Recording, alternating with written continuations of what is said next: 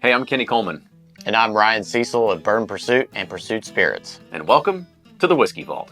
Now, unlike other videos you're probably going to see during this particular round of segments, we're going to be a little bit different because a lot of people are going to be choosing a whiskey that's either special to them or what they've really enjoyed. But for us, we chose something maybe, a little bit too close to us. And that's because we've gone on a limb and started creating our own bourbon brand.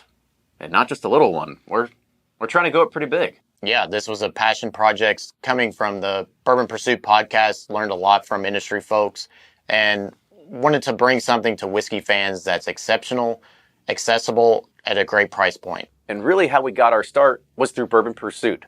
It's now grown into the world's largest whiskey podcast through candid interviews over thousands of hours. I think we're getting ready to cross over 1,000 episodes on the podcast. We've had every master distiller, every blogger, pundit who's ever on the show, you name it, come on. And we've been able to grow an insatiable audience that's really focused around education. And that's really been the backbone of how we built Pursuit Spirits out of the Bourbon Pursuit podcast.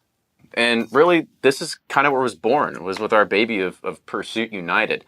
And the idea of starting our own bourbon brand was kind of very different because it would have been really easy for us to just go and buy some barrels from, we'll say, just large distilleries out of Indiana. Or, heck, back when we started this, there was no available really whiskey on the market besides stuff from Indiana.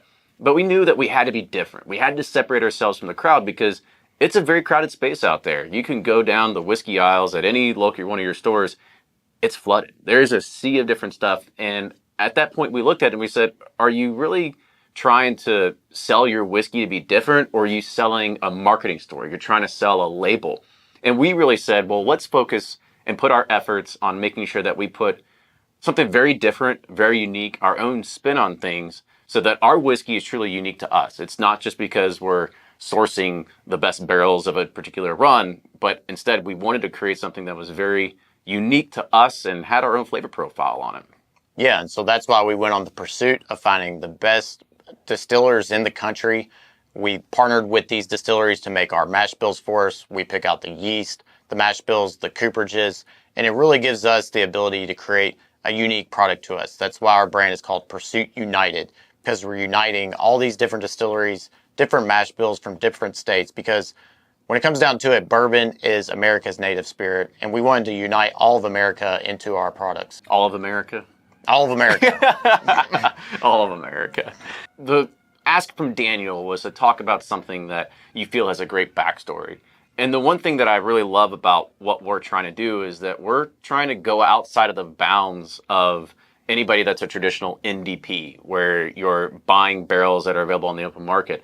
We are contract distilling our mash bills with barrels toasted and charred to our specifications. So our whiskey's truly ours. I think one of the questions we get around here the most as a quote-unquote distillery here in the heart of Louisville, Kentucky, people always come in, especially during tours and stuff, and they go, when are you going to start distilling your own stuff? And I go, well, we kind of are. We've got hundreds of years of experience that we can lean on to actually create really great whiskey for us. And for us to try and think that we want to start our careers over and be a distiller and look at a copper still in the corner and then find out 5 years later we don't really know what we're doing, it just didn't make sense. We really focused on the art of blending, hand selecting each barrel for each batch, and that's where we feel like our true magic is. Now for this bourbon, we created it to be sweet, fruity, and spicy, because that's the perfect bourbon profile for me. So on the front end, you're going to get nice brown sugar, caramel, vanilla, classic Kentucky notes. But on the mid palate, that's where you get surprises of bright citrus, nice fruit. And then the finish is going to be, stay with you with that nice spicy and oaky finish that's just going to stick with you, that leaves you wanting more of it. Should we put a little bit of rye whiskey in a glass? Sure. There you go, sir. Thank you. But not only do we have a great bourbon, we also have a fantastic rye whiskey. Now, growing up in Kentucky, I wasn't the biggest fan of rye whiskey because most ryes come from Indiana, which is okay, but they're this big, spicy, herbaceous, really bold spirit. So when we decided to develop our rye, we wanted to go more Kentucky, Maryland style ryes, which mean higher corn percentages. It's really the bourbon drinker's rye, and that's what we set out to create. I mean, I was about to say, I was like, that's exclamation point on this is that we do call it the bourbon drinker's rye for that exact reason. And tell you what, let's give you one little bonus here. Ryan created the cocktail of the summer out of this, and give him a little of the backstory and some of the recipe too.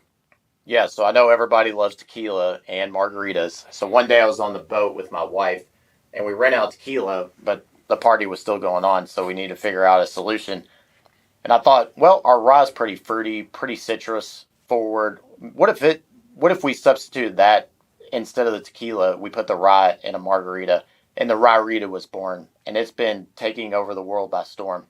I mean, it's pretty much the same way you'd make a margarita at home. It's lime juice, agave syrup, and rye whiskey. And if you want to make it a little bit special, you can add a little bit of that orange liqueur. That if you're fancy, you can add Grand Marnier or Cointreau or something Cointreau, like that. yeah. Or if you're poor like me, triple sec. Yeah, there you go. Or if you want to make it really easy on yourself, you could just go buy some pre-made mix, but it's got to be Trace agaves. Yeah, Trace agaves. I've tested them all. That's the best one out there. Not only do we have our rye, we want to pull up their sherry finished rye. This was one that's, again, a very unique offering that we came out with. There's not a lot of people that are doing sherry finished rye whiskey, but it has this kind of really fun sassafras, like root beer note on it that you typically don't get from a whole lot of rye whiskeys out there. Moving on to our other side, one of our fast follow products that we have was actually our toasted bourbon. And so we call this our twice toasted, and that's because most people, they stop at one toast. We said, no, we need 2 toasts. Actually, it didn't really happen like that at all. American oak medium toasted and French oak medium toasted. We loved both profiles. They were both different. And I thought, well, we like them both. What happens if you put them together? And hence, Twice Toasted was born. And then the one that's probably taking the country by storm right now is our double oaked bourbon.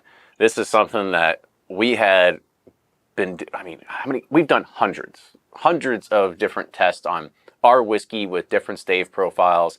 And I remember tasting this and I go, yep, that's it. And we looked at each other and we go, what are we going to call it? And we've been trying to take a lot of cues that happen inside the industry. And I go, well, everybody loves double oaked bourbon. This is technically double oaked. Let's call this our double oaked bourbon. And go ahead and get some tasting notes on this one. Because like I said, this butterscotch bomb is what people are always talking about right now. The inspiration behind this was old dusty whiskeys. So like think of Old Granddad, Bourbon Deluxe. They just have this rich butterscotch palate. And when creating this product, that's what I really sought out after, was that old school dusty butterscotch vibe. And so when you taste this, you're going to get a ton of Werther's butterscotch, maple syrup, really rich and decadent. It's a great dessert pour. And now we have our newest addition to the family, Pursuit United Rye. Our rye whiskey was already fantastic on its own. Double we oak. wanted to take it, but we wanted to take it to a whole nother level. And so we worked with hundreds of different stave finishes like we did with our double oak bourbon, and really landed on a French oak, lightly toasted, heavy char spec. And boy, does it just send our rye whiskey into another stratosphere. To the stratosphere, you say? To the stratosphere. To the moon. Tesla style. Well, thanks for sticking with us. If you want to learn more about what we're doing, you can check out Bourbon Pursuit on every single outlet, whether that's on YouTube, Spotify, or even on Apple Podcasts, iHeartRadio, Pandora. There's probably a lot of streaming services that aren't even around anymore, but I guarantee you it's located there somewhere. And if you want to try our whiskey, you want to find us, you want to come visit us here in Louisville, Kentucky, go and find us at pursuitspirits.com. Same thing with all the socials, at Bourbon Pursuit and at Pursuit Spirits. And we're really glad. We're really glad you're here.